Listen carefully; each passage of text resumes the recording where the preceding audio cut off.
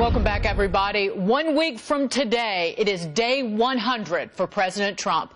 With tax reform, health care reform, a potential government shutdown, it's sure to be a wild week. And Neil Cavuto will be all over it with a live special next Saturday at 10 a.m. Eastern Time. You can't afford to miss it. But right now, ISIS claiming responsibility for the latest terror attack in Paris, as a new report says riot-ridden Venezuela issued thousands of illegal passports in Mideast countries like Syria and Iran. Our Homeland Security Secretary now saying he's worried that the next terror attack here could be committed by somebody crossing our southern border. The reason why Gary B. says that the Trump administration push to fund the border wall is the right thing to do right now. What do you say, Gary? Exactly. I think it's only a matter of time, to be honest with you, that someone's, driving through the Holland Tunnel and throws a bomb out the back of the car, speeds off, and part of the tunnel collapses, or some other catastrophe like we had at 9/11. Look, it's just kind of odds and percentages to think that terrorism is going to be confined to European countries, or maybe a one-off like the Boston Marathon massacre, is ludicrous. Look, Trump promised this. It was voted on. I don't know if it's a wall per se. I don't know if it's a moat. I don't know if it's thousands of drones flying across the border. But this, I am convinced, is the next world war that we're fighting. And just like World War II, where we spared no resources to win, we need to do it in this case. Jonas, and the White House budget director said that the funding for this wall must be in the spending bill. Look, people voted for this wall. Just because I don't think it's a great idea is irrelevant. And this wall, even with the fear-mongering kind of high cost that I think Democrats said it's going to be $70 billion, that's only a little more than the Homeland Security budget, which what is that doing for security? So take some out of that, pay for the wall. That's what people want. There's a bigger issue here that isn't that expensive to solve, but needs to be addressed, which is first, the visa override for people to just come here and stay. We still haven't solved that problem. How many billions does that cost to solve? And then we let a country collapse, basically, with Venezuela to prove that socialism doesn't work, which we already know. And now they're basically selling passports to people in the Middle East. Can't we even tell that passports weren't issued?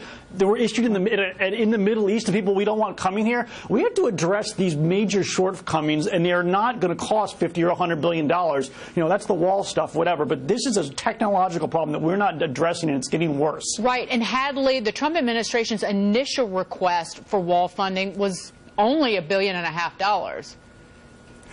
Right. In Washington, that's a pretty small amount of money relative to the entire federal budget. But when Secretary Kelly talks about the southern border and he talks about what's keeping him up at night, I suppose we can take some amount of comfort in the fact that he is concerned that this administration is going to pay much closer attention to enforcing our immigration laws as written. That's something that Secretary Kelly said in his remarks he's committed to doing. And if there's going to be changes like the allocation of new resources, Congress will pass those laws. The laws will be enforced as written. And we can take comfort in a return to rule of law when it comes to immigration policy.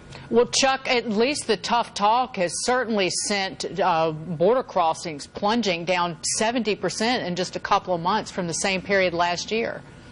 Yeah, and everybody wants to keep our country safe, and we thank God for our men and women who are fighting for our freedom and making sure they are keeping us safe. Nobody's arguing that point here, but let's be clear about what you're talking about with the reduction. From 2009 to 2014, we've had 1 million Mexican residents and some of their U.S. children who moved back to Mexico because the Mexican economy is doing better. And so I don't think that all of our terrorism would be coming through our southern border. Sure, I think that there's some that can do that, but I think our airports, to Jonah's point about the visas, I did some quick math. If the wall costs $25 billion, you could give every Texan, man, woman, and child about $885. That buys a lot of Whataburger in Copenhagen if you want to stimulate the economy of Texas and protect the border. But, John, we do have to listen to what the head of Homeland Security is saying, that if he's concerned about a terrorist or terrorists coming into this country across the southern border, we have to trust that. Yeah, we do, and this is not about immigration. This is about security. Look, the gang violence, it's worse than Baghdad on the southern border there with Mexico in some places.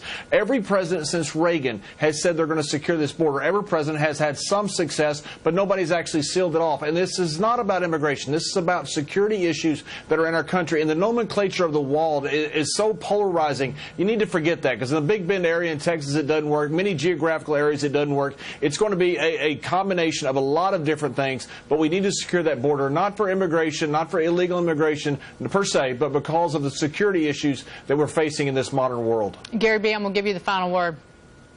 Well, first of all, to Chuck's point, when do burgers and chewing tobacco go together? That just baffles the heck out of me. Welcome to Texas. You got to be from Texas, Gary.